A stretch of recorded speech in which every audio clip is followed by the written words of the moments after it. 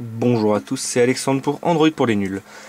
Aujourd'hui je vous fais une petite vidéo de présentation de ce produit qui est un des premiers docks spécialisés pour les appareils sous Android. Donc c'est fait par Philips, c'est de la gamme Fidelio et si je ne me trompe pas le modèle est l'AS351, sachant qu'il existe une gamme un peu plus large. Donc il y a un petit modèle qui se rapproche plus d'un dock réveil et un plus gros modèle, gros dock audio. Donc de mémoire celui-ci doit être dans les 130 €, le petit dans les 80-90 et le gros dans les 200. Sachant que maintenant on peut les trouver à beaucoup moins cher. Celui-ci je l'ai payé à peu près 70 €. Donc le principe de ce dock c'est quoi? C'est bien sûr un dock pour la musique. Alors comment ça marche? Vous voyez qu'il est Android parce que tout simplement il est micro USB. Le son ne transite pas par le micro USB puisque les appareils Android ne sont pas faits ainsi, mais par Bluetooth. Donc c'est un dock Bluetooth qui sert donc de support pour le téléphone et qui le recharge en même temps. Alors, qu'est-ce qu'on peut dire d'autre dessus? Les connectiques derrière, on retrouve une entrée audio jack 3.5, un port USB full size et l'alimentation. Donc l'alimentation, hop, quand je fais du câble, hop, il faut que je retrouve mon câble d'alimentation. Voilà. Donc je vais le brancher. Voilà. Donc, pour ce qui est de la connexion, on sait très bien que Android c'est un peu tout et n'importe quoi au niveau des ports. Donc maintenant le micro USB se standardise certes, mais ils sont jamais au même endroit, dans le même sens et tout. Donc là par exemple j'ai le LG Optimus 4X qui m'est prêté. Hop. Voilà, je le branche. Bon, c'est plutôt pas mal. Sinon, j'ai un HTC One S. Déjà premier problème, la prise elle est sur le côté, et deuxième problème, elle n'est pas dans le même sens. Et ben c'est très simple, Philips a été très ingénieux, on a un système de prise qui peut tourner. Donc voilà, je change la prise de sens. Vous voyez qu'elle est aussi flexible comme ça pour les téléphones de différentes épaisseurs, et si jamais vous avez par exemple une coque, et vous pouvez la déplacer de droite à gauche. Alors c'est vrai que ça peut paraître fragile comme ça, mais c'est plutôt bien foutu et c'est très solide en fait. Vous avez sur la droite et la gauche deux petites molettes qui permettent de monter des petits picots. Hop, je ne sais pas si vous voyez bien, je fais ressortir un petit ergot, permet de régler la hauteur. Donc ça c'est pas mal pour que son appareil soit soutenu plus par le petit support que par le connecteur lui-même. Donc voilà, par exemple là dans mon cas, j'ai mon One S, si j'arrive à le connecter. Voilà, là j'ai mon One S qui est connecté. Donc avec les petits connecteurs je peux régler plus ou moins la hauteur pour que ce soit en appui. Et donc du coup voilà, je peux centrer mon One S. J'ai peut-être un petit peu trop ressorti les picots parce que j'ai la coque. On va les rentrer un peu. Et remettre. Voilà, le téléphone. Donc vous voyez, là par exemple j'ai un connecteur qui est excentré. C'est cool, ça tombe. Donc Philips n'a pas été trop bête. Donc je rentre mes petits picots. Je vais rentrer, celui-ci aussi. Voilà. Et ils ont fourni ce petit adaptateur pour élargir la surface de contact. Donc là on rentre les picots et on met l'adaptateur. Tac. Pas mal aussi pour les tablettes ou les téléphones qui ont un port comme celui-ci. Et voilà. Donc là j'ai mon HTC One S qui est en maintien. Et du coup, pas mal aussi dans le cas d'une Nexus 7. Donc là qui est bien positionné. Pour la Nexus 7 ça perd en intérêt parce que étrangement, je ne sais pas pourquoi, elle ne charge pas. Le port USB délivre du 5 volts 2 ampères max, ce qui devrait largement être suffisant. Et autre chose donc qui est ingénieuse, c'est que si je mets mon téléphone ici à charger, eh ben je peux me servir du port USB qui est derrière pour brancher mon câble standard, hop, et donc brancher un deuxième téléphone. Dans quel cas ça va délivrer 1 ampère par prise et plus de ampères au total, mais ça permet de recharger deux appareils Android simultanément. Donc pour la Nexus 7, que ce soit le port arrière ou le port ici, impossible par contre de le recharger. Bon, maintenant parlons un peu du dock en lui-même, de sa fonction audio. Alors pour ça, je prends mon téléphone, je vais dans Bluetooth, et vous voyez que là il apparaît, je m'y connecte, rien de plus simple. Là on voit ici, j'ai le petit bouton power, donc pour l'éteindre ou l'allumer. Là le Bluetooth clignote, ça veut dire qu'il est en train de connecter ou de chercher une connexion. Voilà, il est connecté, il est stable, il a fait bip bip. Et ici j'ai les boutons volume. Alors, je vais lancer mon application musique et on va voir ce que ça donne. Je vais mettre, tac, mettons un petit peu de musique, hop. Alors, vous voyez qu'ici je peux régler une première partie du volume. Et après j'ai toujours le volume du téléphone en Bluetooth.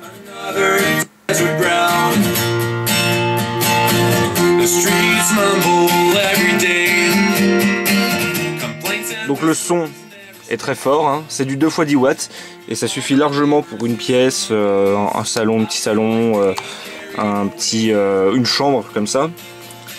Hop. Donc là niveau volume, on a largement de quoi faire. De même que niveau de la qualité sonore, c'est vraiment pas mal. Donc on a même de plutôt bonnes basses relativement à la taille de l'appareil. En fait il a été étudié pour avoir un système de basses amplifiées via des trous à l'intérieur. Et alors, c'est vrai que là j'ai peut-être pas le style musical le plus intéressant pour écouter des basses,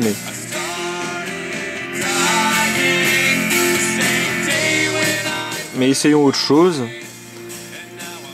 Hop, qu'est-ce que j'ai fait? Oula, comment j'ai fait ça moi? Hop.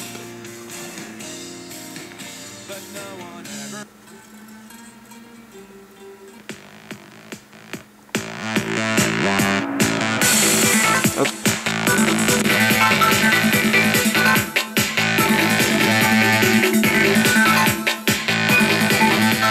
Donc des basses qui sont plus que correctes. Après ça dépend du style musical et bien sûr de l'égaliseur audio que vous utilisez sur votre appareil. Alors, bien sûr, l'Optimus 4X a une traduction très sympathique. J'ai des amplificateurs de son et des amplificateurs de son. Donc les basses, je sais pas lequel c'est. Ça a l'air pas mal ça.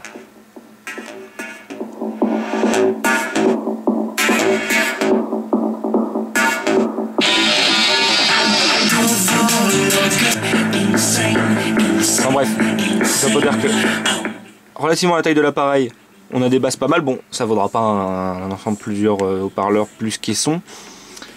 Et bon, ça s'adapte un peu à tous les styles musicaux de manière générale. Donc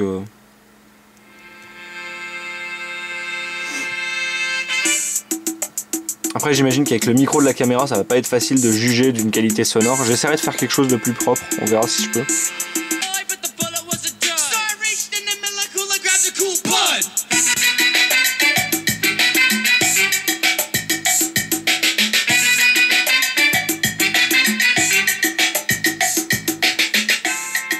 Hop.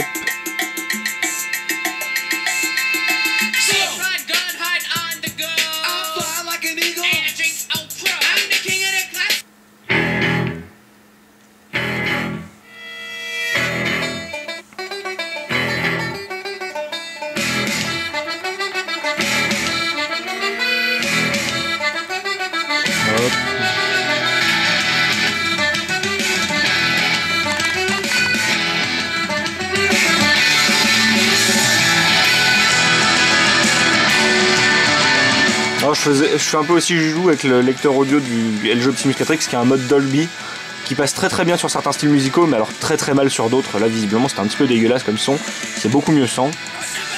Donc voilà, ça c'est pour la qualité globale du son. Alors je vais revenir sur autre chose maintenant, c'est que hop, sur la caméra, c'est que malheureusement, vous allez voir pourquoi malheureusement, l'appareil ne vient pas seul mais vient avec une application qui dans le concept est bonne, mais alors qui est une horreur à utiliser. C'est donc cette application qui ne reconnaît même plus mon dock, il est plus connecté. Alors, je vais retourner dans mes paramètres vite fait moi. Hop. Ah merde. Hop, tac. Bluetooth, Philips, connecte-toi. Ah, voilà. Non, oui, non peut-être. Oui, c'est bon. Ok. Donc je reviens. Non, je vais pas sur le Play Store. Je reviens non plus sur les paramètres. Oh putain. Donc sur l'application, Là, voilà, vous voyez, elle a reconnu mon dock AS351, blablabla, donc les options, voilà. Elle reconnaît le lieu, on a des thèmes tout moches, on peut faire des paramètres de son, donc changer les égaliseurs, parce que ça fait lecteur audio et compagnie. Et là, petit retour dans le temps, Android 1.6, bonjour, voilà. Et donc on voit que, en fait, le lecteur musical n'est d'autre que Songbird, donc il vous propose d'écouter votre musique via Songbird que vous téléchargerez séparément.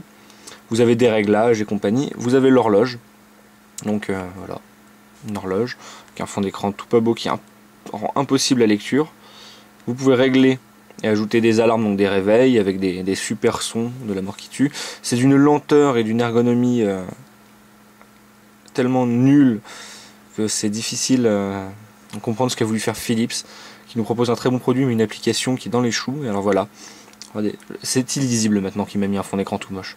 Bon, et il propose la radio. Donc la radio, en fait, c'est tout simplement en collaboration avec TuneIn. Donc ils incluent TuneIn et on peut écouter donc des radios via Internet. Donc par exemple, là, si je veux aller sur Europe 1, je peux écouter Europe 1 sur mon dock. Dire qui étaient ces deux marques parce qu'il avait peur des représailles. Hein. Il m'a parlé de pression. Alors, quand on est sur Europe 1, on peut plus monter le volume. Hein. Pour la radio, il faut faire un clic et le volume est là. Pourquoi? C'est une très bonne question. Donc voilà, ça c'est pour vous prouver l'ergonomie totale de l'application qui est totalement nulle. Donc maintenant, moi du coup, qu'est-ce que je fais? J'utilise TuneIn à part, mon lecteur audio à moi et mon réveil, et l'application ne me sert absolument à rien. Alors, je reviens juste sur un dernier petit truc. Hop, je n'ai plus le lecteur musical. Je relance mon lecteur musical. Et vous allez voir juste un truc drôle.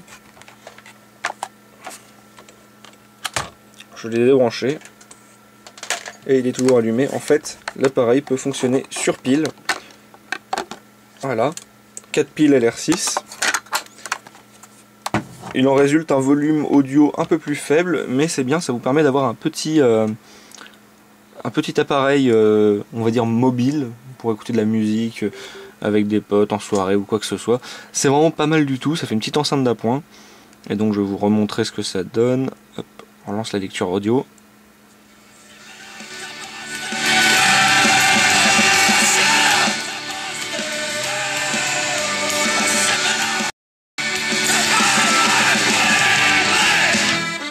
Le son est un peu plus dégueulasse, j'ai l'impression, par contre en Bluetooth. Quelque chose que j'avais pas attendez. Quelque chose que j'avais pas remarqué avant, mais j'ai l'impression que le son est un peu plus crade.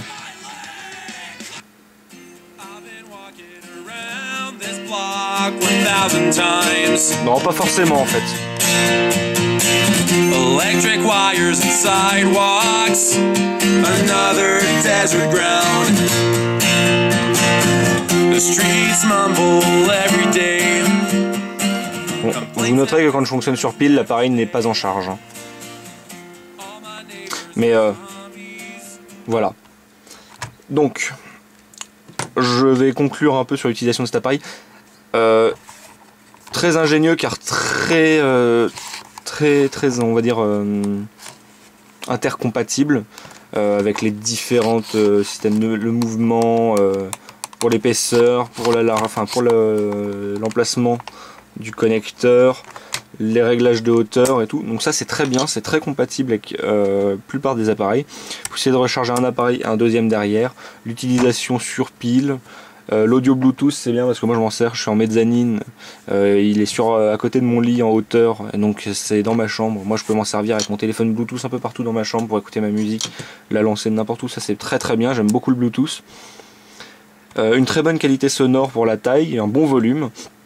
Donc l'appareil en lui-même est très bien, mais une application vraiment à chier. Voilà. Mais totalement dispensable l'application, donc au final, je suis quand même très satisfait de ce produit. Et heureux de voir que des constructeurs comme Philips se lancent dans la voie du dock audio compatible Android et pas forcément que iPhone, iOS et compagnie, parce que ça suffit. Maintenant, on est quand même super dominateur au niveau des parts de marché, donc c'est bien de penser à nous.